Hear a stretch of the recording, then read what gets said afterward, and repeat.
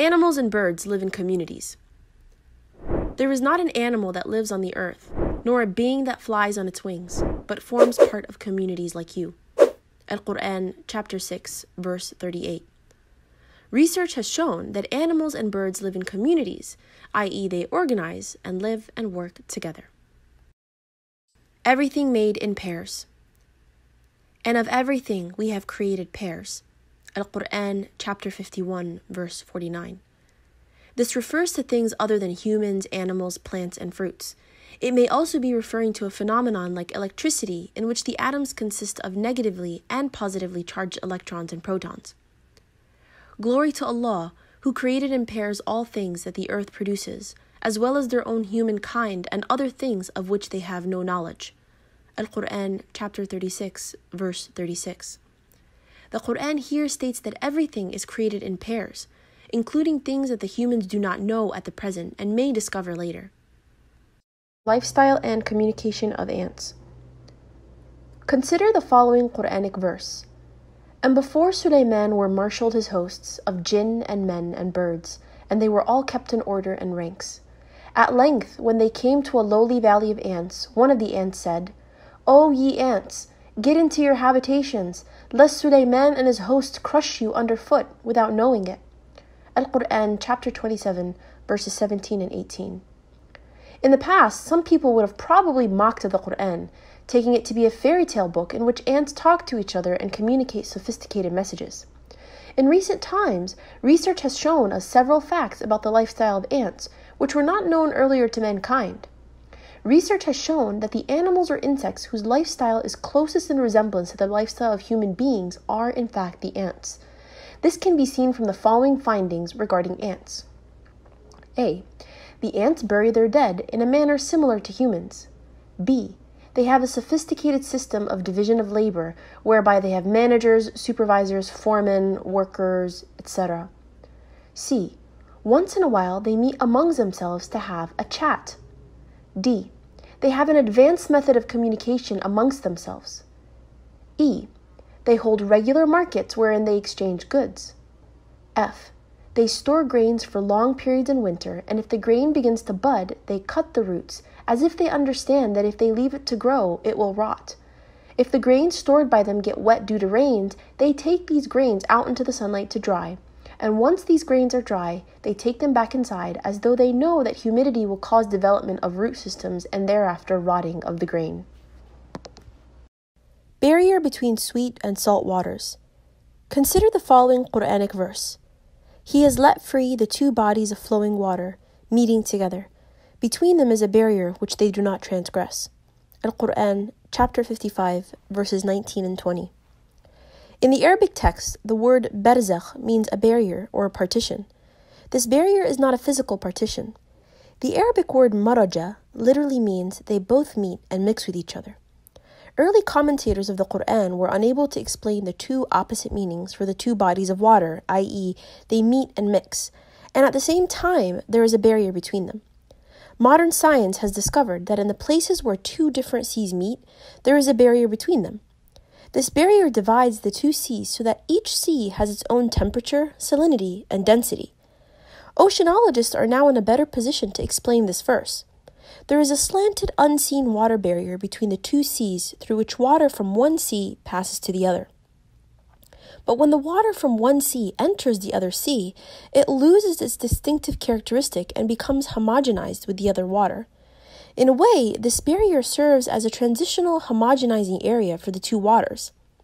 This scientific phenomenon mentioned in the Quran was also confirmed by Dr. William Hay, who was a well-known marine scientist and professor of geological sciences at the University of Colorado. The Quran mentions this phenomenon also in the following verse. And made a separating bar between the two bodies of flowing water. Al-Quran, chapter 27, verse 61. This phenomenon occurs in several places, including the divider between the Mediterranean and the Atlantic Ocean at Gibraltar.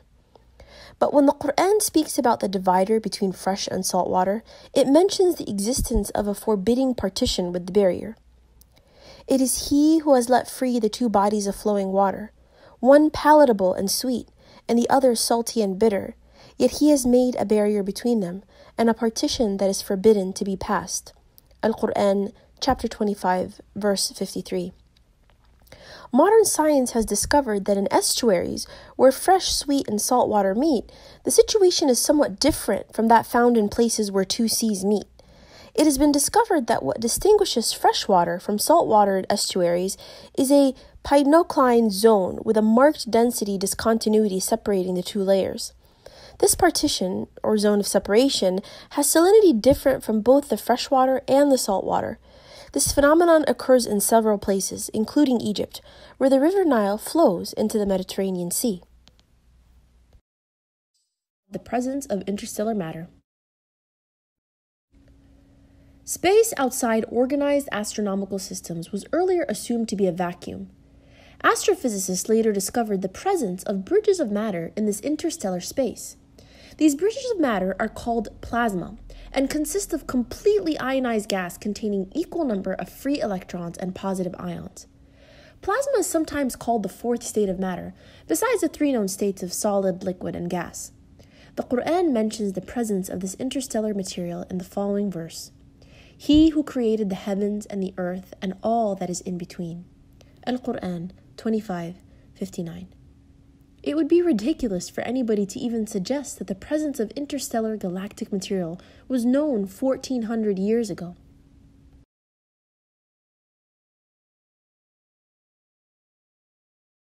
Fruits created in pairs, male and female. And fruit of every kind he made in pairs, 2 and 2. Al-Quran, chapter 13, verse 3.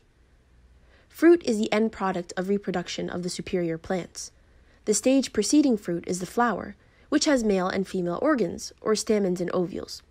Once pollen has been carried to the flower, they bear fruit, which in turn matures and frees its seed. All fruits therefore imply the existence of male and female organs, a fact that is mentioned in the Quran. In certain species, fruit can come from non-fertilized flowers, parthenocarpic fruit, like bananas, certain types of pineapple, fig, orange, vines, etc. They also have definite sexual characteristics. Blood circulation and the production of milk. Blood circulation and the production of milk.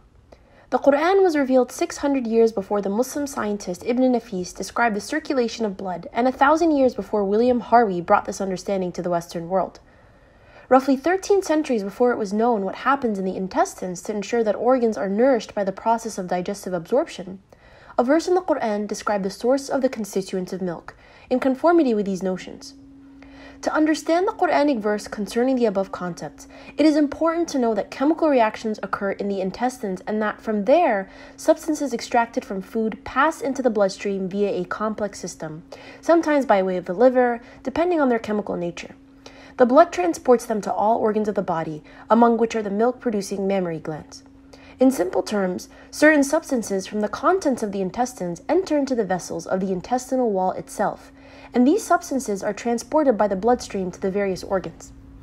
This concept must be fully appreciated if we wish to understand the following verse in the Quran. And verily in cattle there is a lesson for you. We give you to drink of what is inside their bodies, coming from a conjunction between the contents of the intestine and the blood, a milk pure and pleasant for those who drink it. Al-Quran, chapter 16, verse 66. And in cattle too ye have an instructive example. From within their bodies we produce milk for you to drink. There are in them, besides, numerous other benefits for you, and of their meat you eat. Al-Quran, chapter 23, verse 21. The Quranic description of the production of milk in cattle is strikingly similar to what modern physiology has discovered. A few years ago, a group of Arabs collected all information concerning embryology from the Quran, and followed the instruction of the Quran which states, "If you realize this not, ask of those who possess the message." Al-Quran, chapter 16, verse 43, and chapter 21, verse 7. All of the information from the Quran so gathered was translated into English and presented to Professor Keith Moore, who was a professor of embryology and chairman of the Department of Anatomy at the University of Toronto. At that time, he was one of the highest authorities in the field of embryology. He was asked to give his opinion regarding the information present in the Quran concerning the field of embryology. After carefully examining the translation of the Quranic verses presented to him, Dr. Moore said that most of the information concerning embryology mentioned in the Quran is in perfect conformity with modern discoveries in the field of embryology and does not conflict with them in any way. He added that there were, however, a few verses on whose scientific accuracy he could not comment. He could not say whether the statements were true or false, since he himself was not aware of the information contained therein. There was also no mention of this information in modern writings and studies on embryology. One such verse is, "Proclaim, or read, in the name of thy Lord and Cherisher, who created man out of a mere clot of congealed blood." Al-Quran, chapter 96, verses 1 through 2. The word alaq, besides meaning a congealed clot of blood, also means something that clings, or a leech-like substance. Dr. Keith Moore had no knowledge whether an embryo in the initial stages appears like a leech. To check this out, he studied the initial stage of the embryo under a very powerful microscope in his lab and compared what he observed with the diagram of a leech, and he was astonished at the striking resemblance between the two.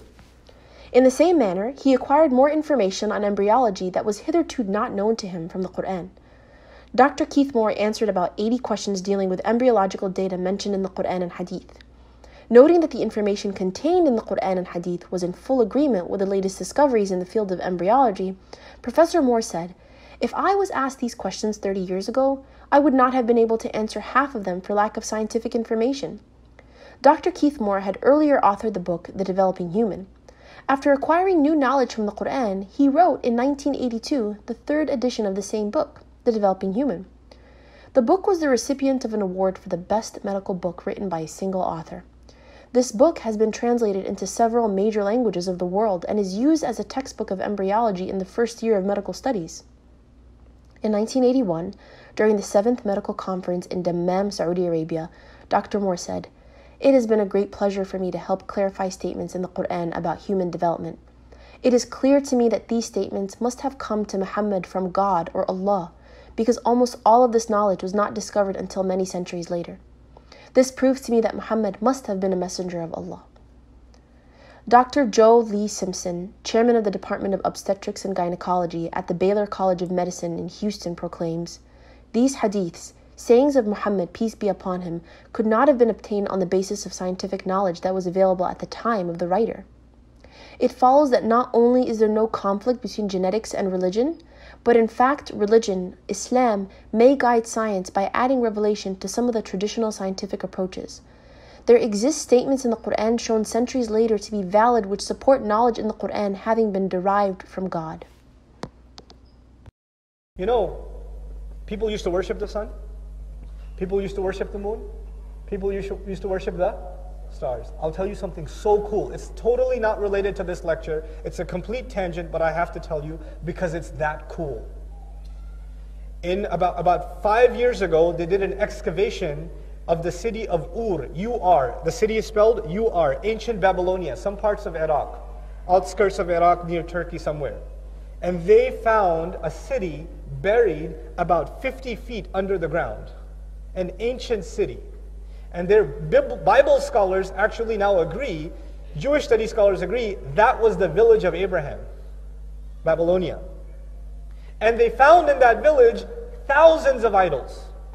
Thousands, small, big, action figure size, regular size, 2-liter bottle size, and then mega size, and then you have the super mega size, etc. All size of idols. Every household, different idols. The Bible says they worshipped many idols. The Bible says what? They worshipped many idols. The Bible never says he saw the sun, he saw the moon, he saw the star. The Bible doesn't say that. By the way, kawkab, فَلَمَّا رَأَى كَوْكَبًا, kawkab in Arabic is actually Jupiter.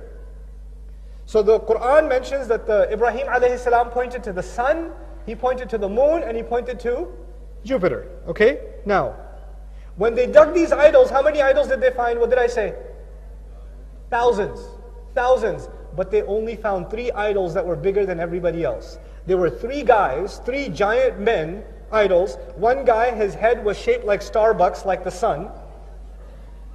One guy, his head was a crescent moon. And one guy was a planet with rings around it. Which is what? Jupiter. So they now think that the 3 main gods of that society were the sun god and the moon god and Jupiter. The Bible never said anything about this. What did? Quran did.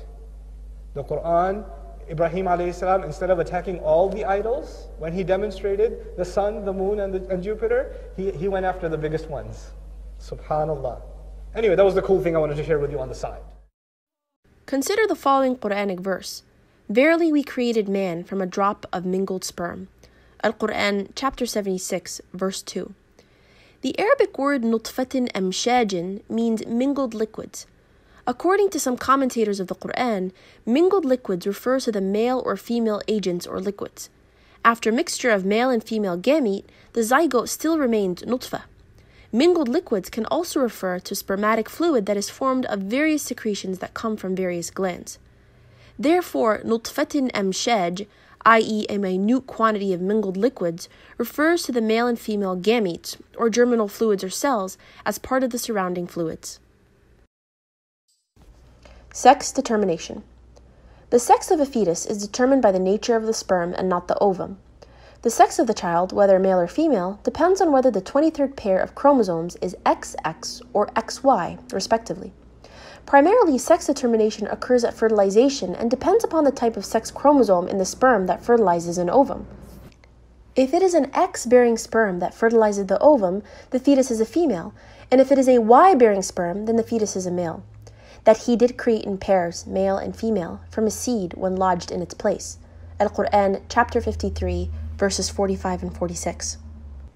The Arabic word nutfa means a minute quantity of liquid, and tumna means ejaculated or planted.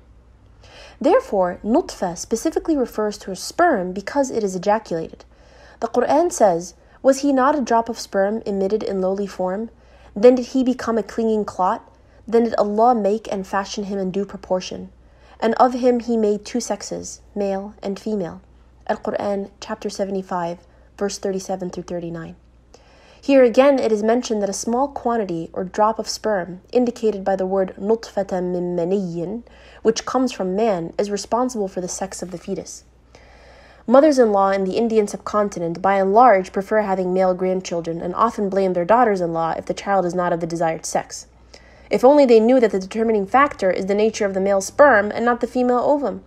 If they were to blame anybody, they should blame their sons and not their daughters-in-law, since both the Quran and science hold that it is the male fluid that is responsible for the sex of a child. We start with the earth. أَلَمْ نَجْعَلِ الْأَرْضَ مِهَادًا, and then وَالْجِبَالَ أَوْتَادًا. The mountains on top of it is pegs. The earth, Quran describes, shifts. And the mountain puts it in place, holds it together. Now, the earth in Arabic is feminine, and the mountain is masculine. And the earth also gives birth. That's why it's called mihada too. Mahad is the cradle of a mother. And men are described as supporters of family and stability and tamkeen and, sakina, etc., right? First Allah describes that the earth and mountain are married. And immediately He says men and women are married. وَخَلَقْنَاكُمْ أَزْوَاجًا. Isn't that beautiful? Let's stick with that first one. The earth and the mountain are paired together. Think of it visually. A huge patch of land, and the most prominent thing is what? The mountains. If you go to the end of this passage, you see a huge sky, and the most prominent thing in that sky is what? The sun. So He starts with the large landscape, and then the thing that sticks out, and He ends with the large skyscape and the one thing that sticks out. That's how the passage begins and ends. Pair and pair. The second thing He mentioned was that He created man and woman in pairs. If we go in reverse, backwards, He mentions وَجَعَلْنَا اللَّيْلَ لِبَاسًا وَجَعَلْنَا النَّهَارَ مَعَاشًا. He made the night a garment, a covering. And He made the day a means of earning a living. And by the way, on the one hand He said man and woman, and on the other hand He compared them to night and day, which is it's truly amazing. Other places in the Quran, Allah will say, وَاللَّيْلِ إِذَا يَغْشَى, the night, وَالنَّهَارِ إِذَا تَجَلَّى, the day, وَمَا خَلَقَ الذَّكَرَ وَالْأُنثَى, and how marvelously He created the male and the female. Darkness in the depths of the ocean. Professor Durga Rao is an expert in the field of marine geology and was a professor at King Abdulaziz University in Jeddah. He was asked to comment on the following verse. Or the unbeliever's state is like the depths of darkness in a vast deep ocean, overwhelmed with billow, topped by dark clouds. Depths of darkness, one above another. If a man stretches out his hand, he can hardly see it. For any to whom Allah giveth not light, there is no light. Al-Quran, chapter 24, verse 40. Professor Rao said that scientists have only now been able to confirm, with the help of modern equipment, that there is darkness in the depths of the ocean. Humans are unable to dive unaided underwater for more than 20 to 30 meters and cannot survive in the deep oceanic regions at a depth of more than 200 meters. This verse does not refer to all seas because not every sea can be described as having accumulated darkness layered over one another.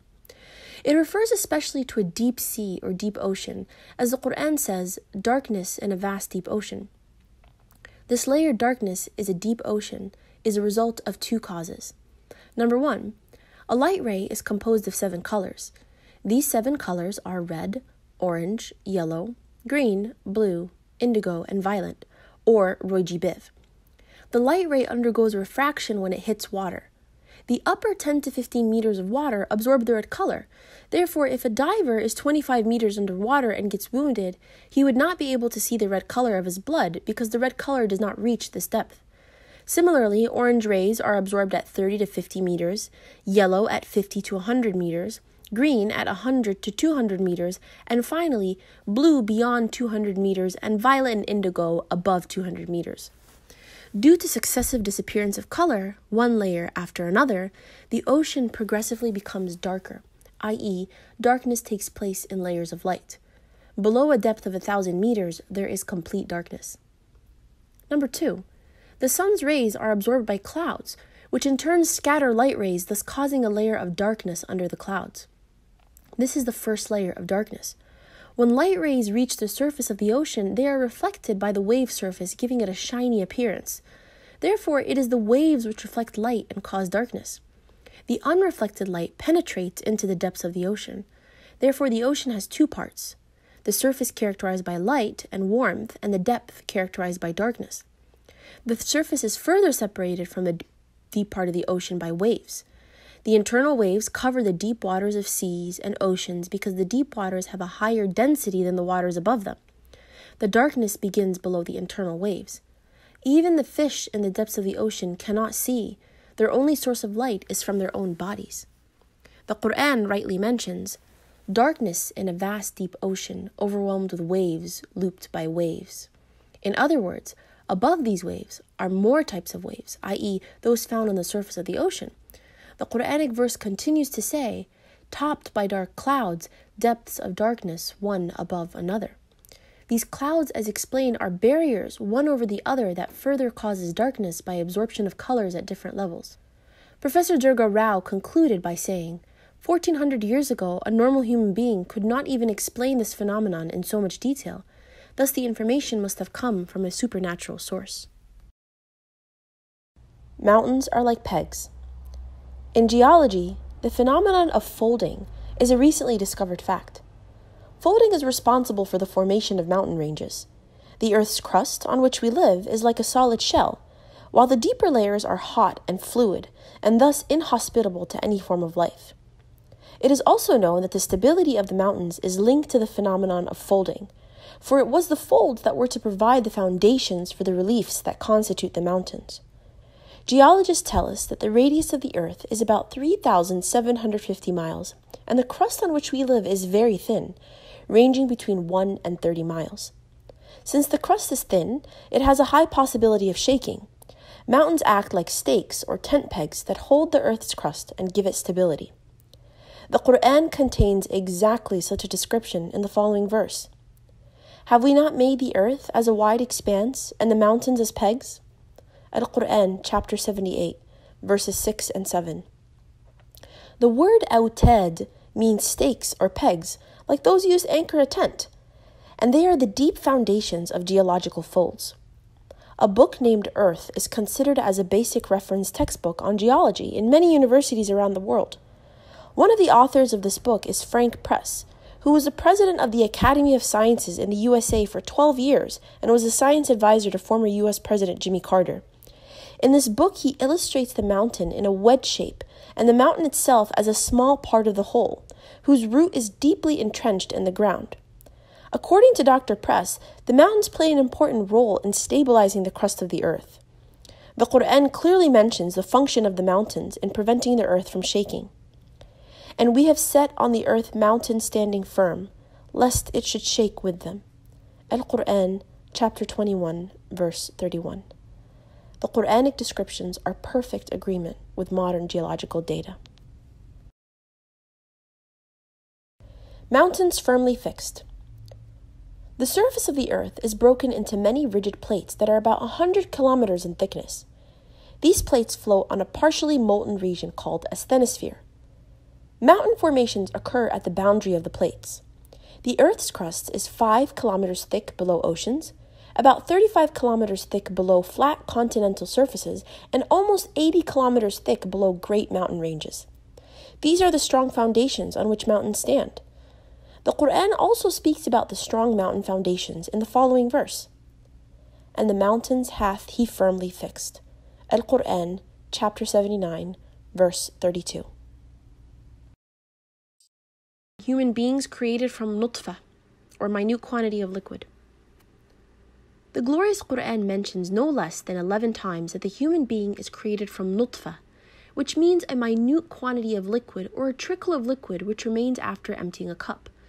This is mentioned in several verses of the Quran, including chapters 22, verse 5, and chapter 23, verse 13. Science has confirmed in recent times that only 1 out of an average of 3 million sperms is required for fertilizing the ovum. This means that only a 1 to 3 millionth part, or 0.00003% of the quantity of sperms that are emitted, is required for fertilization. In 1925, an American astronomer by the name of Edwin Hubble provided observational evidence that all galaxies are receding from one another, which implies that the universe is expanding. The expansion of the universe is now an established scientific fact. This is what Al-Quran says regarding the nature of the universe. With the power and skill did we construct the firmament, for it is we who create the vastness of space.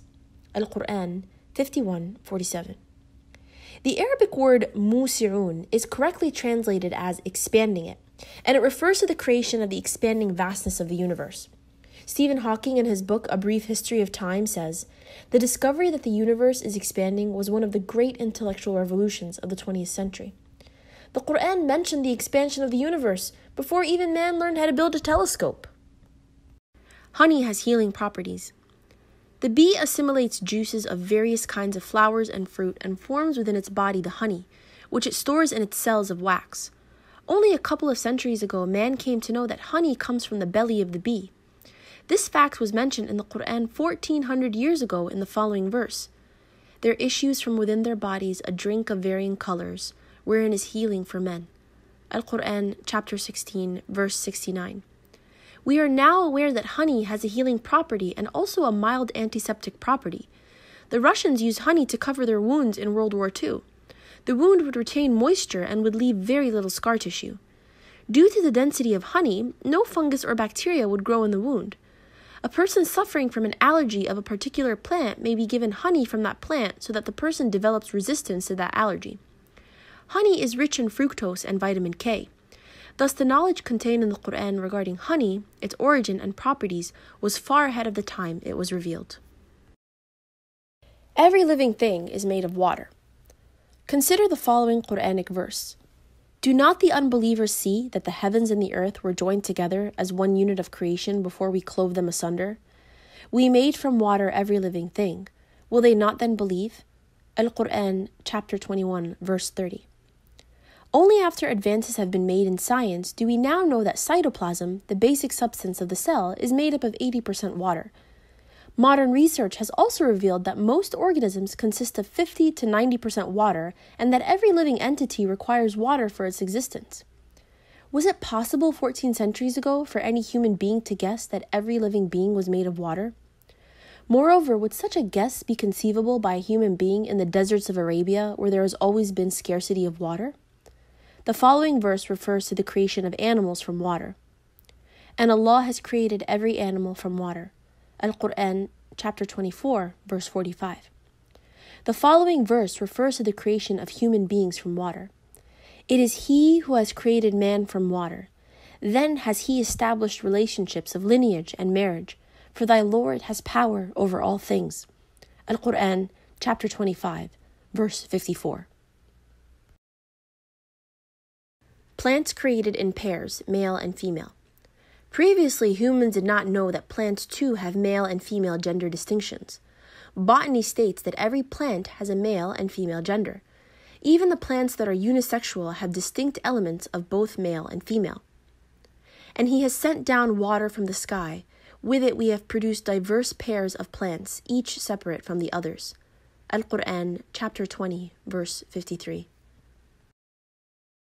Human beings created from sulala, or quintessence of liquid, and made his progeny from a quintessence of the nature of a fluid despised. Al-Quran, chapter 32, verse 8. The Arabic word sulala means quintessence, or the best part of a whole. We have come to know now that only one single spermatozoon that penetrates the ovum is required for fertilization, out of the several millions produced by man. That one spermatozoon out of several millions is referred in the Quran as sulala. Sulala also means gentle extraction from a fluid. The fluid refers to both male and female germinal fluids containing gametes. Both ovum and sperm are gently extracted from their environments in the process of fertilization. The bee. And thy Lord taught the bee to build its cells in hills, on trees, and in men's habitations, then to eat of all the produce of the earth, and find with skill the spacious paths of its Lord. Al-Quran, chapter 16, verses 68 through 69. Von Frisch received the Nobel Prize in 1973 for his research on the behavior and communication of bees. The bee, after discovering any new garden or flower, goes back and tells its fellow bees the exact direction and map to get there, which is known as bee dance. The meanings of this insect's movements that are intended to transmit information between worker bees have been discovered scientifically using photography and other methods. The Quran mentions in the above verse how the bee finds with skill the spacious paths of its Lord. The worker bee, or the soldier bee, is actually a female bee.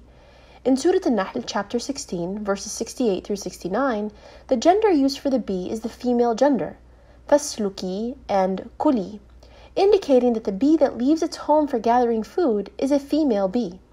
In other words, the soldier or worker bee is a female bee. In fact, in Shakespeare's play Henry IV, some of the characters speak about bees and mention that the bees are soldiers and that they have a king.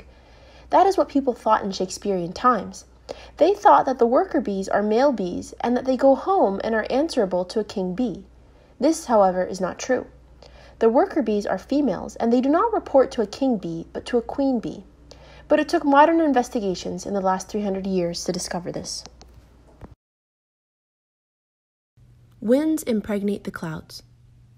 And we send the fecundating winds, then cause the rain to descend from the sky, therewith providing you with water in abundance. Al-Quran, chapter 15, verse 22. The Arabic word used here is lawaqih, which is the plural of laqih from laqaha, which means to impregnate or fecundate. In this context, impregnate means that the wind pushes the clouds together, increasing the condensation that causes lightning and thus rain. A similar description is found in the Quran. It is Allah who sends the winds, and they raise the clouds. Then does He spread them in the sky as He wills and break them into fragments, until thou seest raindrops issue from the midst thereof. Then when He has made them such of His servants as He wills, behold, they do rejoice. Al-Quran, chapter 30, verse 48. The Quranic descriptions are absolutely accurate and agree perfectly with modern data on hydrology. The sun will extinguish after a certain period. The light of the sun is due to a chemical process on its surface that has been taking place continuously for the past 5 billion years. It will come to an end at some point of time in the future when the sun will be totally extinguished, leading to the extinction of all life on earth.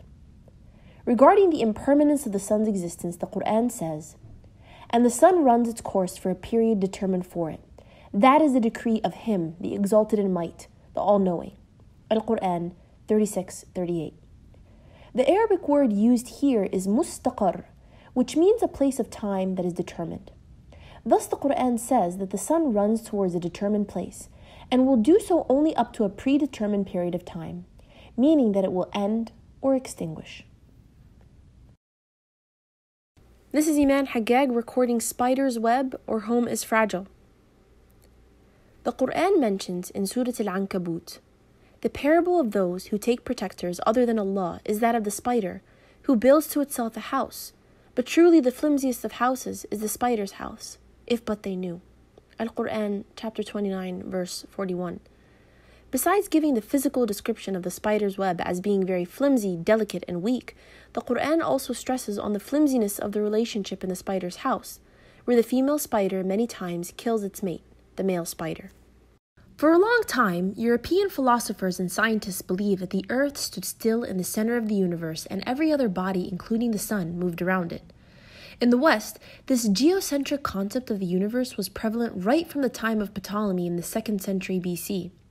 In 1512, Nicholas Copernicus put forward his heliocentric theory of planetary motion, which asserted that the sun is motionless at the center of the solar system with the planets revolving around it. In 1609, the German scientist Johannes Kepler published the Astronomia Nova.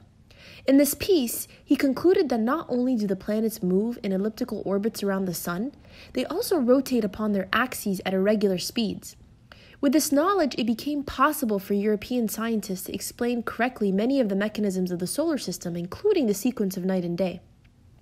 After these discoveries, it was thought that the sun was stationary and did not rotate about its axis like the Earth.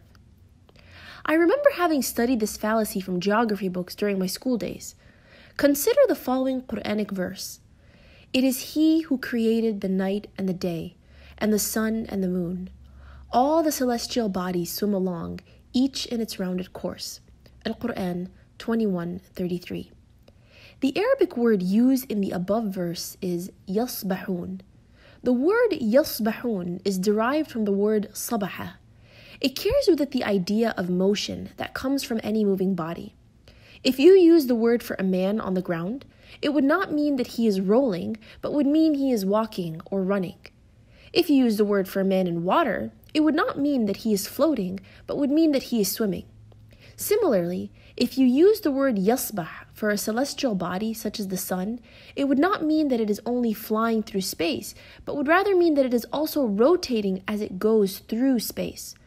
Most of the school textbooks have incorporated the fact that the sun rotates about its axis.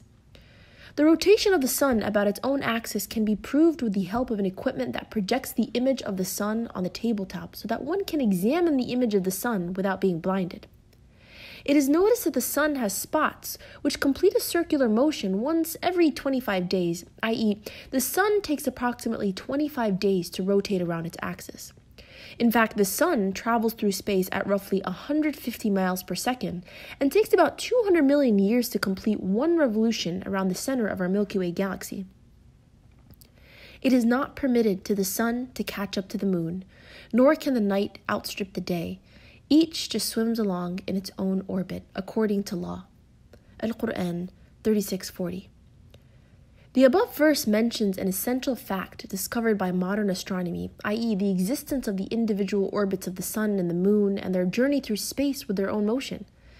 The fixed place towards which the sun travels, carrying with it the solar system, has been located exactly by modern astronomy. It has been given a name, the solar apex.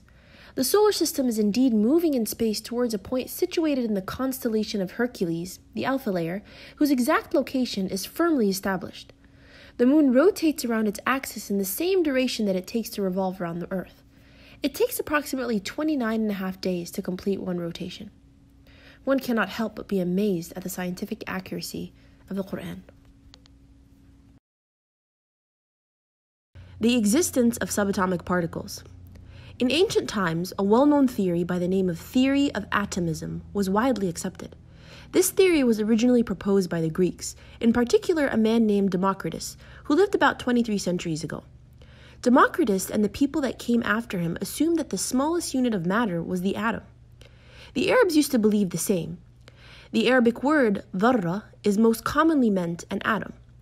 In recent times, modern science has discovered that it is possible to split even an atom. That the atom can be split further is a development of the 20th century. 14 centuries ago, this concept would have appeared unusual, even to an Arab.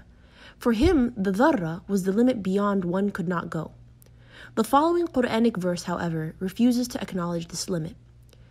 The unbelievers say, "Never to us will come the hour," say, "Nay, but most surely by my Lord, it will come upon you, by him who knows the unseen, from whom is not hidden the least little atom in the heavens or on earth, nor is there anything less than that, or greater, but is in the record perspicuous."